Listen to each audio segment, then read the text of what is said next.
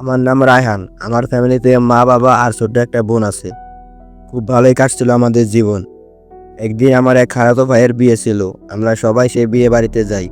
আমার খালাতো ভাইয়ের একটা ছোট বোন ছিল, তার নাম ছিল রিয়া। ছোটবেলা থেকে রিয়ার সাথে আমার দেখা হয়নি। সে আর আমি প্রায় এক বয়সী। তাদের বাসায় গিয়ে এক পুকুর পাড়ে তাকে দেখতে পাই। আমি তার সামনে গিয়ে বললাম, আপনার নাম কি রিয়া? সে বলল, আমার নাম রিয়া। আমি তারপর সেখান থেকে চলে আসলাম। সেখান থেকে চলে এসে আমি ঘরে বসে বসে গল্প করছি। এমন সময় রিয়া এসে বলল, ভাইয়া খাবার খেতে আসেন। আমি তারপর খাবার খেতে চলে গেলাম। তার কিছুদিন পর আমার মা বাবা সেই বাড়ি থেকে চলে আসে। আমি কিছুদিন ওই বাসায় থাকবো বলে রয়ে গেলাম। সেখানে থাকলাম, ঘুরলাম আর রিয়ার সাথে পরিচয় হলাম। অনেকদিন তার সাথে সময় কাটালাম। তারপর আমি আমাদের বাসায় চলে আসি। প্রায় 20 দিন পর রিয়া আমাদের বাসায় আসে। একদিন আমি আমার রুমে বসে গল্প করছি। আমার ছোটবেলা থেকে গল্প পড়তে ভালো লাগে। গল্প পড়ার ভিতরে রিয়া আমার রুমে আসে। আমার রুমে এসে দরজা লাগিয়ে দেয়। আমি কিছু বোঝার আগে সে চিৎকার করে বলে, বাঁচাও বাঁচাও।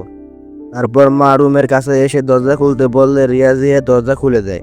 মা বলে, কি হয়েছে রিয়া? রিয়া কেঁদে কেঁদে বলল, রায়হান আমার সাথে হয়েছে।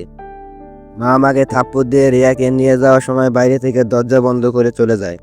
আমি কিছুই বুঝতে পারিনি। সেই বন্ধ করে কিছুদিন সময় কাটালাম। কিছুদিন পর মা নিজে থেকে আমাকে বাইরে আসতে দেয়। বাইরে এসে জানতে পারি রিয়া আমাদের বাসা থেকে চলে গেছে।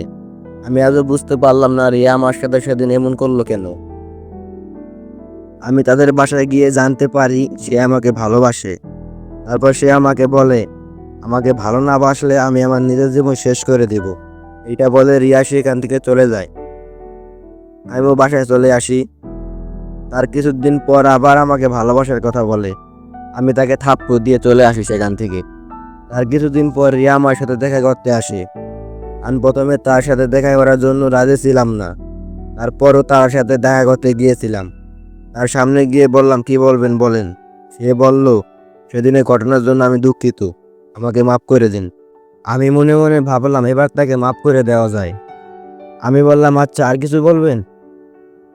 তারপর রিয়া বলল, আমরা কি বন্ধু হতে পারি? আমি বললাম, আমরা তো খালাতো ভাই বোন, তাহলে আবার কিসের বন্ধু হব?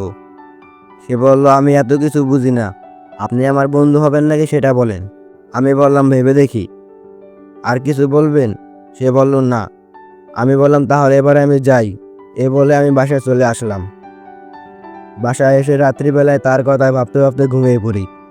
তার পরের দিন সকালে কে যেন আমার কাছে গিয়ে বলছে, এই যে শুনছেন, ওঠেন, সকাল হয়ে গেছে।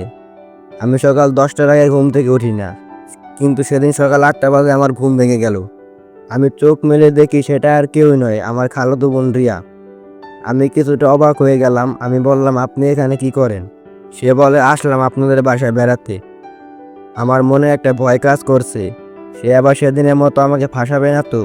এবার যদি সে আমাকে ফাঁসায় তাহলে আমার মা আমাকে লাত্তি দিয়ে বাসা থেকে বের করে দিবে। সে আমাকে বললো, এবার উঠেন, খালা আপনাকে ডাকতেছে, কি যেন বলবে। আমি বললাম, আমি এখন যেতে পারবো না, আপনি গিয়ে বলেন, আমি পরে আসবো। সে বলল, আমি কি এখন চিৎকার করব? আপনার কিছু করতে হবে না, আমি যাচ্ছি, আপনি এখন যান। সে রুম থেকে চলে গেল। আমি একটু পর আম্মুর কাছে গেলাম। আম্মু বলল, একটু বাজারে যা, বাসার বাজার শেষ। আমি বললাম, আচ্ছা টাকা দাও, যাচ্ছি। এর মধ্যে মা বলে, রিয়াকে নিয়ে যা, ওরে একটু ঘুরে আনিস। আর কিছু বলার নেই, তাকে নিয়ে বাজারে গেলাম। যেতে যেতে সে আমার কানের 12টা বাজিয়ে ফেলছে। সারাক্ষণ শুধু কথা বলতেই থাকে, থামার আর কোনো নাম নেই। আমি তার কোনো কথাই কানে নেই না। অবশেষে বাজারে পৌঁছে গেলাম। আমি তারপর বাজার করে বাসায় আসলাম। সেদিন রাতে সে আমার রুমে আসে। রাত বাজে প্রায় 11টা। আমি ভাবলাম, আজকে কি আবার সে আমাকে ফাঁসাবে নাকি। সে আমার রুমে এসে আমার রুমের দরজা বন্ধ করে দেয়। ভয়ে আমার শরীর পুরো ঠান্ডা হয়ে গেছে। আমার মুখ দিয়ে কোনো আওয়াজ বের হচ্ছে না। সে দরজা বন্ধ করে আমার পাশে এসে বসে। আমি বললাম, আপনি এত রাতে আমার রুমে কি করেন? সে বলল, আসলাম একটু গল্প করতে। আমি বললাম, এত রাতে কেউ গল্প করতে আসে নাকি? আপনি এখন যান, কালকে সারাদিন আপনার সাথে গল্প করব। সে বলে, না, আমি এখান থেকে যাব না, আর আপনি বেশি বাড়াবাড়ি করলে আমি চিৎকার করব। তারপর আর কি, বাধ্য হয়ে তার সাথে থাকতে হলো। সে বলে, আমরা কি এখন থেকে ফ্রেন্ড?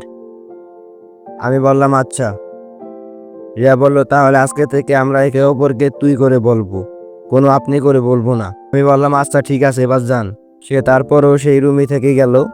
আমরা রাত ভরে গল্প করতে করতে ঘুমিয়ে পড়েছি। তারপরের দিন সকালবেলা আমার মা রুমের কাছে এসে আমার ডাকাডাকি করছে। আমার আম্মুর ডাক শুনে আমার ঘুম ভেঙে গেল।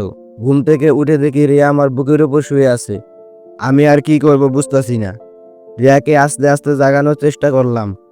চোখ মেলে আমায় দেখে চিৎকার করবে এমন সময় আমি তার মুখ চেপে ধরে রইলাম। আমি তাকে বললাম, মা আমার রুমের বাইরে দাঁড়িয়ে আছে, আপনি ওয়াশরুমে যান, আমি দরজা খুলছি। সে বলল না আমি যাব না। আমি বললাম কেন? সে বলল কালকে আমি কি বলছিলাম, আমি বলেছিলাম না আমরা একে অপরকে তুই করে বলবো। আমি বললাম ওকে তুই করে বলবো, এখন যা। এরপর সে ওয়াশরুমে চলে গেল। আমি ভয়ে ভয়ে দরজা খুলতে যাচ্ছি। তো গাইস, এটা ছিল আমাদের ভিডিওর প্রথম পার্ট। এই ভিডিওর দ্বিতীয় পার্ট আসবে খুব শীঘ্রই।